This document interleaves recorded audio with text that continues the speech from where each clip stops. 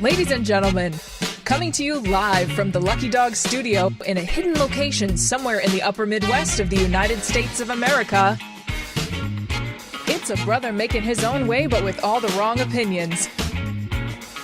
Welcome to the Morning Night Live with your host, the one and only Dawg Knight.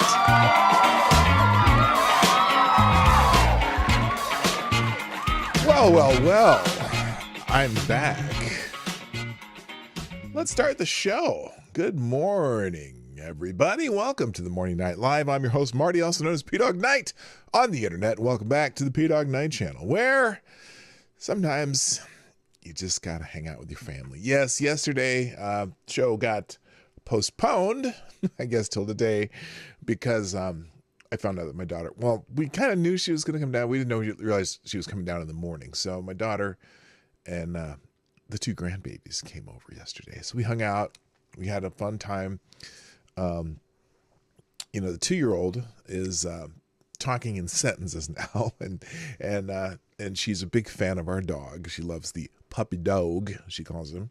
And we also, it started to rain a little bit yesterday, and my wife had bought her one of those kid umbrellas that they're see-through umbrellas. So we went and took a walk in the rain with the umbrellas, and it was a good day. It's always a good day when I see my daughter or my son or my grandkids or the spouse-in-laws and so on and so forth. So unfortunately Jess couldn't come because he was working, but it was a good day and we enjoyed it. We also took our granddaughter, the 2-year-old, while mom and the 4-month-old took a nap. We went to Sam's Club, and what we discovered is that the 2-year-old believes that Sam's Club means that we're going to eat pizza, because we got to Sam's Club and we get out of the truck and she looks up, she goes, "Oh, can we eat pizza?" And I'm like, "Wait a minute, pizza? What are you talking about?" Because Sam's Club had they have the little snack area where they sell pizza and hot dogs and stuff.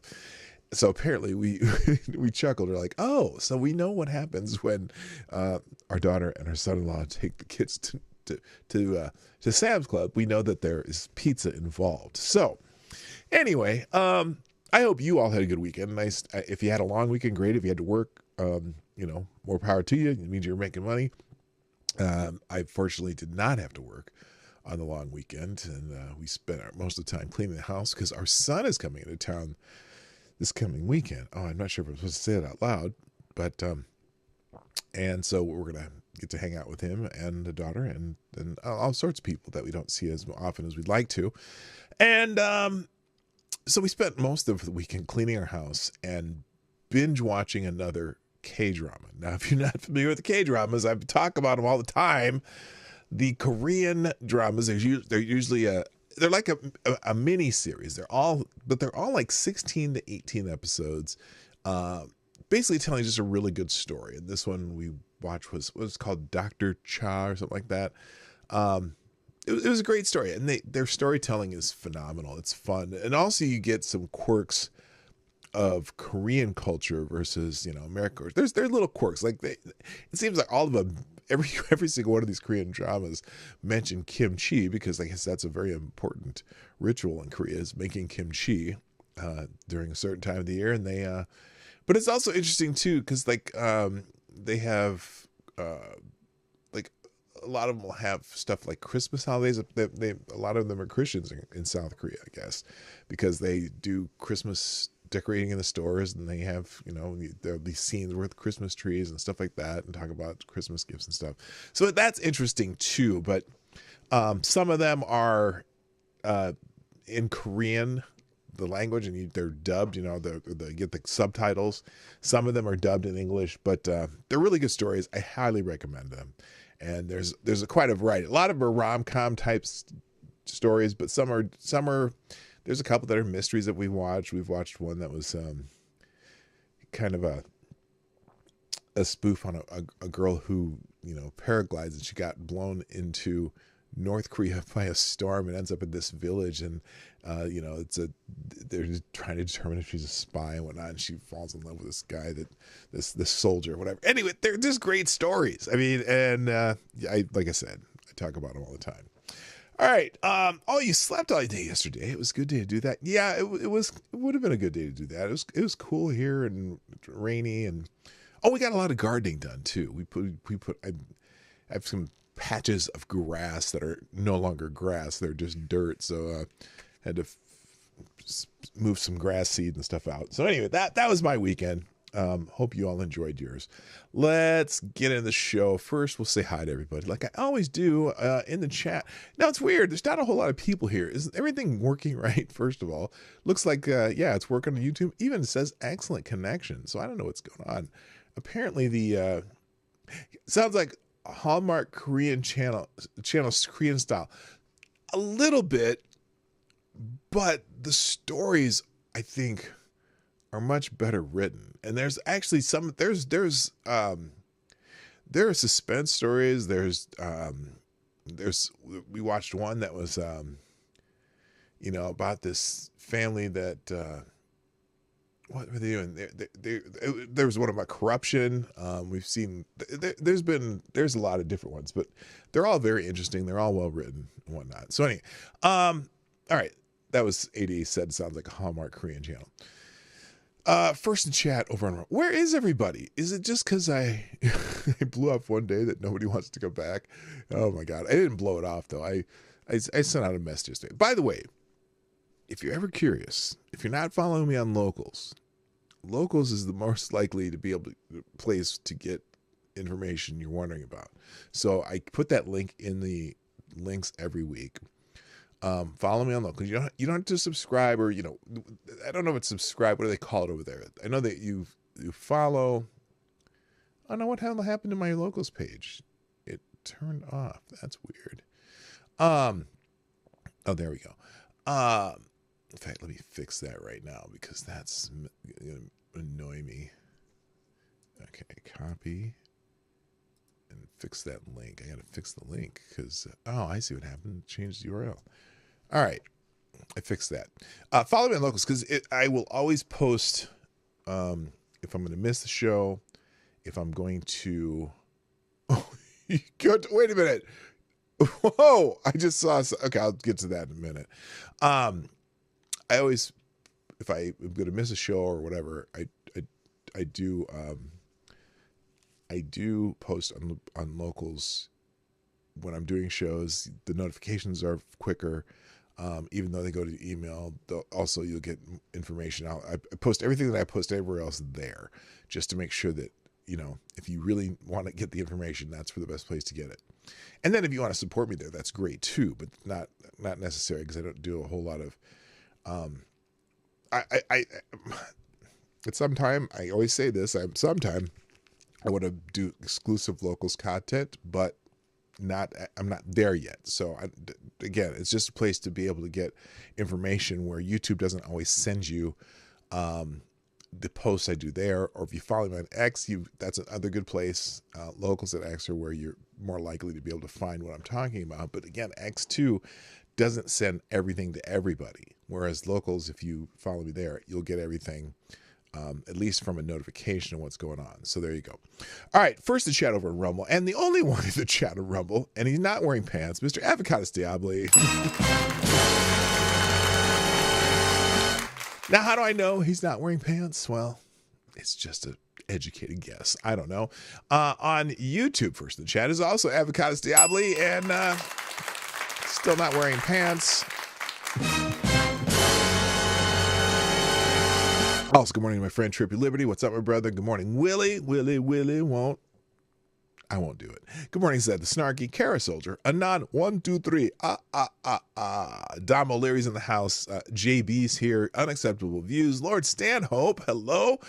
Aaron Meredith. And number one is here. Good to see you. Tyler F. What's up? And Lord Stanhope says, I got to find out what a baldo is. Still ain't sure what it does. Yeah. if you've never heard of a Baldo, now I do not own one, just for for for full disclosure. Uh, you just kind of have to look. In fact, I've never even. Let me see. I'm gonna look it up. If you can find it on the internet. Yes, yes, yes. A Baldo. B-A. Is it two L's or one L? It's yes. It's BALLDO.com. If you want to look up what a Baldo is. Oh, it's not self-explanatory. No, no, no, no, no. It's not self-explanatory until you see the website and see what it says it is. But you're still not sure what it is. And I'm not going to describe it here. That's one of those things that you just gotta look it up and go, how does that work? And oh my God, it just sounds like something would be painful. Anyway, yeah, that's good morning, patio furniture, by the way. Yeah, that was one of those things that Ricardo liked to joke about. In fact, by the way, speaking of my acquaintance, look, Nick Ricardo has been nothing but nice to me, and his situation sucks, and obviously much of it of his own making, and the people around him's own making. And all I can do is wish them the best. And people get caught up in things. I've watched people go into destructive behavior. And while I won't say it's no fault of their own, sometimes it snowballs into something that you cannot handle. And we're going to let this play out and hope that he and his family and the friends around him involved can either get help or get something resolved of this. I worry about his kids. I worry about the other people around him's kid. If you don't know what I'm talking about, well, you can look that up because lots of people talking about it. Okay. Coke or swinging, just pick one. Yeah, there is a whole lot going on there that I am blown away by.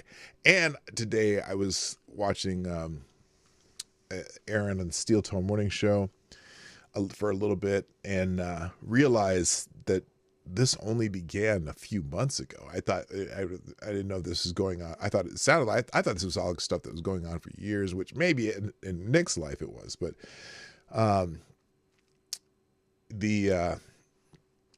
in fact, I was at the comedy show where they met and hung out and first started hanging out. And I was like, oh, that's what had happened. Oh no, I was there, but I wasn't there, like there. Anyway, if you don't know what I'm talking about, I'm not going into it. So if you want to look up Nick Rekieta and everyone on the internet talking about him, you can figure that out yourself. Good morning, TC. All right, everybody, let's get into the show. There's a lot of stuff to catch up from the weekend. And I didn't pull up a whole lot of articles only because, there's enough just trending things to talk about that that can take up our time. But before we do, I do want to post one thing, and because it is Memorial Day weekend, and it is important that that I would have done this yesterday, but I obviously didn't have the show on, so. Here's my here's what's important on Memorial Day weekend.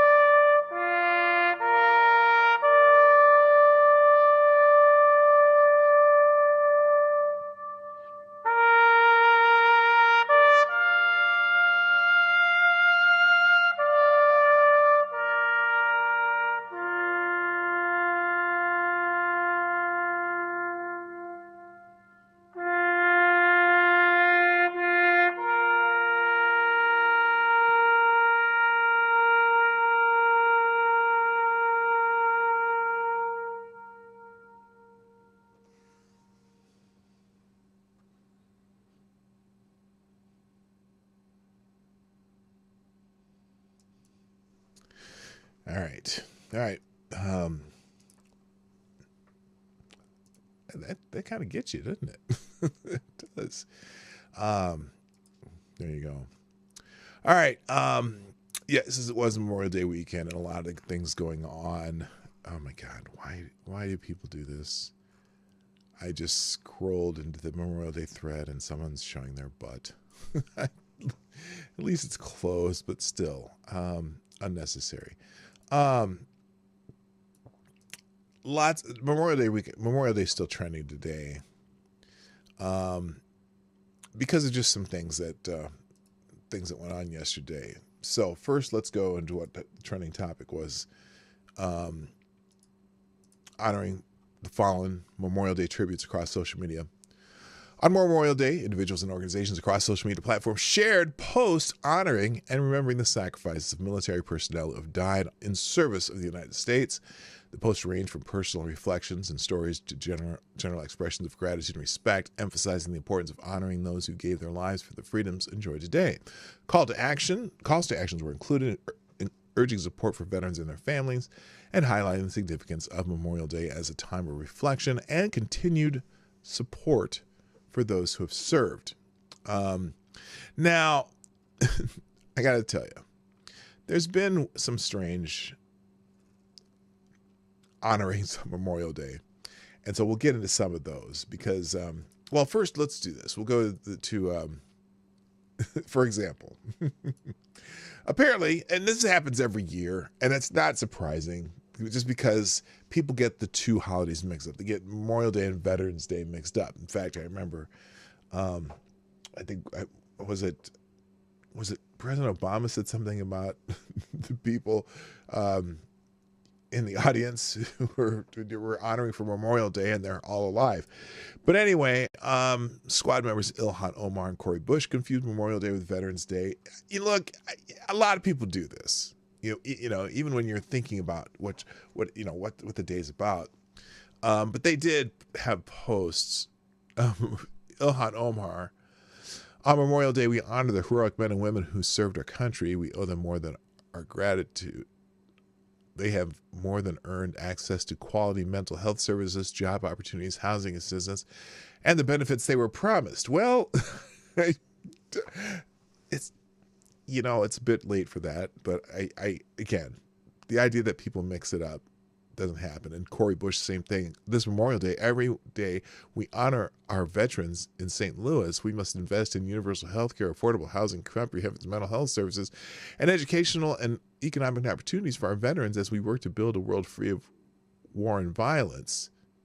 Again, it's not, you can't do that for people who have already given that sacrifice. But,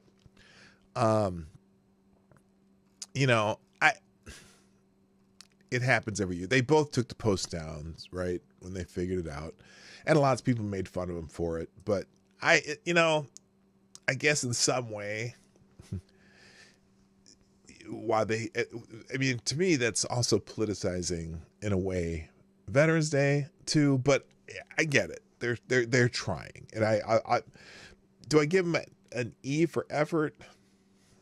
Yeah, maybe. Just get the holiday right, okay? So anyway, that's not the only crazy thing, though. Also, lots of people pointing out that Joe Biden, during the Arlington National Ceremony, seemed to have fallen asleep. Now, this is a 48-second clip of Joe Biden. Where is it here? There we go. Here, let's just do full screen there. Apparently, Joe Biden took a nap during the Arlington Cemetery speech by the Secretary of Defense. Here we go. Look, Biden's. Whoops. Hang on. Sleeping. His eyes have been closed for about 30 seconds. Now, this is... Is the media going to use this?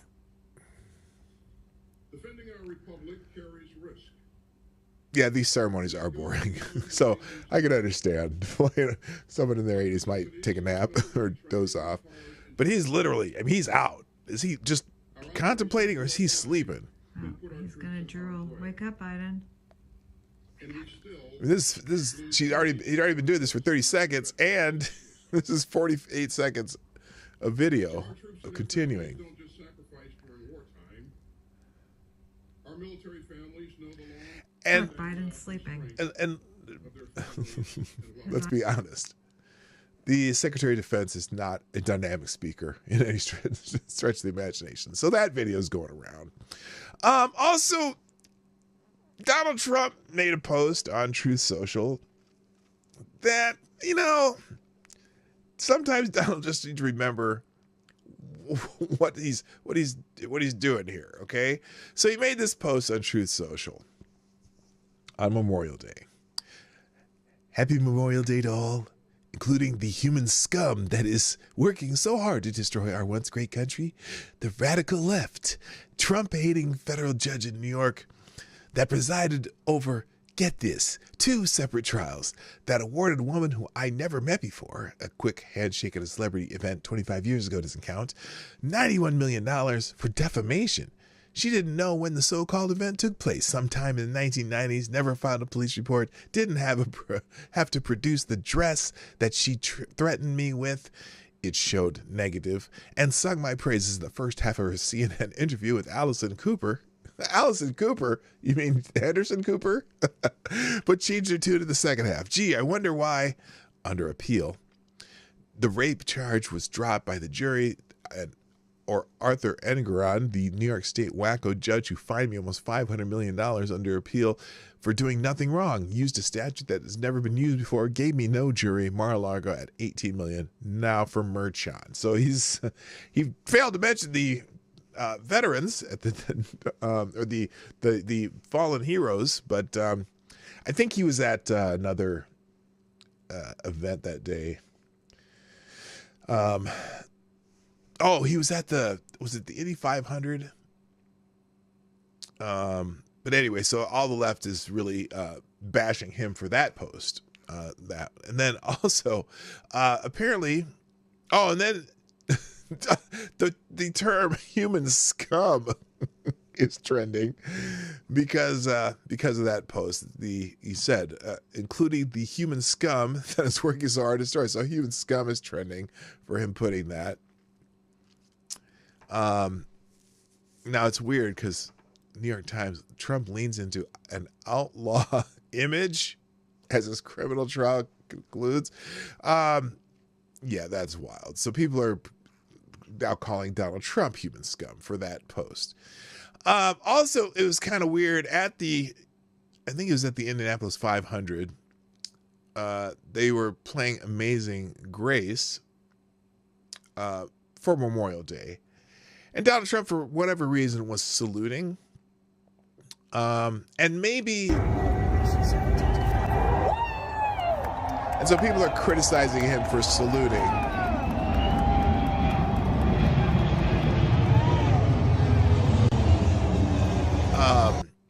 While they were playing Amazing Grace. And he was saluting several times. Now, my guess is that Donald Trump is saluting because they're playing Amazing Grace for troops that died. And whatever, people are mad because he's saluting. Whatever. He did because of who they were playing Amazing Grace for. So, but that's just some silliness that you ever get to. Now, another thing that came up on Memorial Day, and this is weird.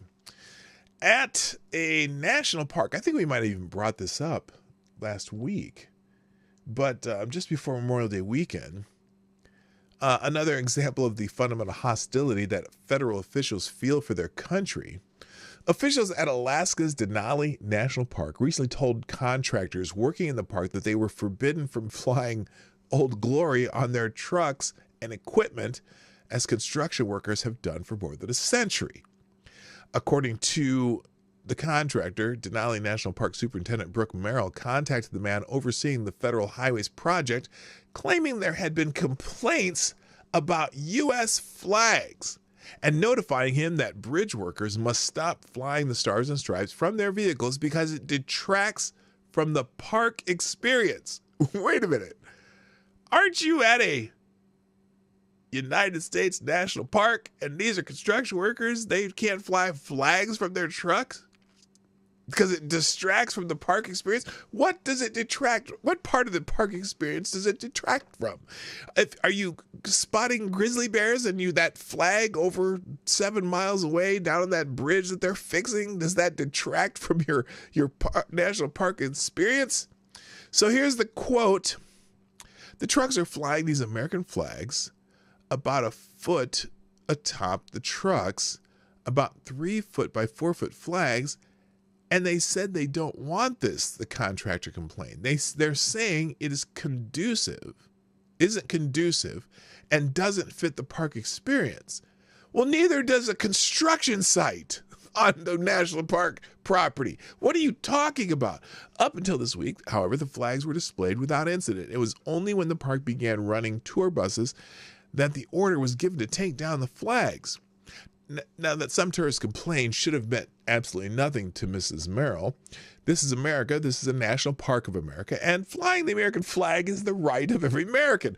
Mrs. Merrill, however, really isn't an American. Her loyalties apparently lie elsewhere, probably with the leftist Marxist agenda that probably influenced her in her education and previous employment. Now, here's her, and then they give her previous employment. Merrill moved to Alaska in 2009 as a transportation planner and environmental coordinator. A Pennsylvania native, she received a master's degree in urban planning. Prior to moving to Alaska, she worked for the city of Portland. Oh, no! Oh, no! She worked for the city of Portland. That explains a lot. The Gulf Islands National Seashore, along with left-leaning environmentalists and social justice groups such as DNA People's Legal Services and Columbia Riverkeeper. Okay, so it's no surprise that she was quick to agree with someone who finds Old Gloria objectionable. Better in her mind for the Park Service to fly pride flags pushing the queer. Yeah, I bet if they were pride flags, she wouldn't have said nothing. I bet you she wouldn't have said shit. So anyway, that's a crazy story if you ask me. What are you talking about? Anyway. All right, let's see. That's my short Memorial Day roundup because Memorial Day's over. Now, let's get into some of the more trendy news. You may have heard that this weekend, NBA legend Bill Walton has passed away. Former Celtic, and I think he played for the Lakers briefly. Portland Trailblazers, I know he played for them. And if you're not, whether you're a basketball fan, you probably know Bill Walton. Now, politically, he's a big lefty, but that's neither here nor there. Daily Wire has an article about it. NBA Hall of Famer Bill Walton dead at 71. He's an NBA center who won 2 league championships. He died of cancer. The NBA announced on Monday he was 71 years old. Walton was selected number 1 overall by the Portland Trail Blazers in the 1974 NBA draft after finishing his college career under the legendary coach John Wooden at UCLA, where he helped push the Bruins to a remarkable 88-game winning streak and 2 national championships. The 6'11" center won an NBA championship with the Trailblazers in 1977 and was also awarded the Finals MVP. 9 years later, Walton won another NBA championship with the Boston Celtics. After he retired from the NBA, he became a basketball commentator for multiple networks, beginning with CBS in 1990 before moving to ABC and ESPN, where he worked as an NBA analyst until stepping away for a short time in 2009. Walton got back behind the microphone in 2012 as a college basketball analyst for ESPN and the Pac-12 Conference, calling games through the 2023-24 season. The American Sportscaster Association named Walton as one of the top 50 sports broadcasters of all time in 2009. Now, he was fun to listen to, I got to be honest. And I watched a lot of basketball where Bill Walton was the analyst. Drove me nuts sometimes because he would go off on tangents about things that had nothing to do with basketball. But very, very jovial guy and loved the game. And he'll be missed in basketball circles. Well-known entity in the world of basketball. No, he didn't die in a helicopter crash. At least he didn't die in a helicopter crash. Jeez. Anyway, good morning, Mike Savage. Blarg. Also, amazing disgraces in the house. JB is here. Unacceptable views. You were already here, weren't you? And Zed the Snarky. What's up? Good morning. All right, moving on. Oh, and if you're a baseball fan, I know you're going to be mourning. this loss. and if you might have to be a real baseball fan, but this man is retiring. Angel Hernandez. Now, if you're not familiar with Angel Hernandez may be one of the Major League Baseball's worst umpires in history. And everybody hates him, and people are cheering that he is retiring and wondering how he has made it this long as an umpire in the Major League Baseballs. He had a quick trigger, throw people out of the game finger, and he could not call balls and strikes. And he's over. And since the advent of they use replay in baseball now, there's some reason and some. There's some strike zone stuff. He is abruptly retired. Now, somebody here says people really don't talk enough about how Angel Hernandez, arguably the first MLB umpire of all time, tried to sue Major League Baseball for racism for not assigning him to playoff games. And in court, the Major League Baseball just wheeled out a TV and showed how dog shit he was at his job. So he tried to sue them, and they just put him on blast, showing how terrible he is, but they didn't fire him, which probably had something to do with racism. But nobody's going to miss Angel Hernandez other than as a laughingstock of Major League Baseball. All right, let's see. What do we got next here? You know that there's a fight coming up. There's a fight coming up. I believe at the end of July 20th, right? Did anybody hear about this fight, boxing match between Jake Paul and Mike Tyson? So the 57-year-old to be 58 by the time that happens, and the 28-year-old YouTuber turned boxer. Well, there may be a hitch in that fight now. Apparently, Mike Tyson over the weekend had an in-flight scare.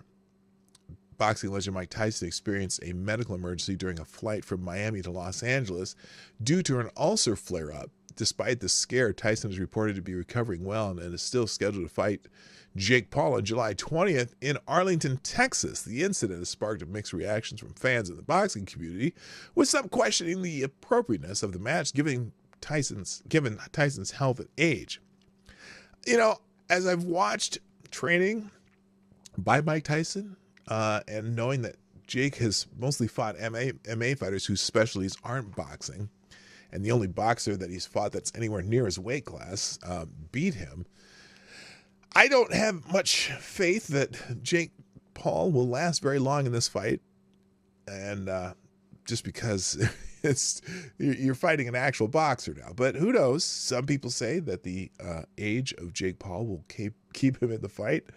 I don't know, but we'll see. Well, hopefully that it doesn't create a health situation for Mike Tyson. As you know, I have met Mike Tyson when I was in my 20s, and just before he became champion. I have a picture of him hitting me that we staged. He didn't really hit me because I'm still alive, but he was a nice young man at the time. Had his problems, and now is who knows, may get a good payday on this Jake Paul fight if it happens. All right. And I did have a blurb on Angel Hernandez.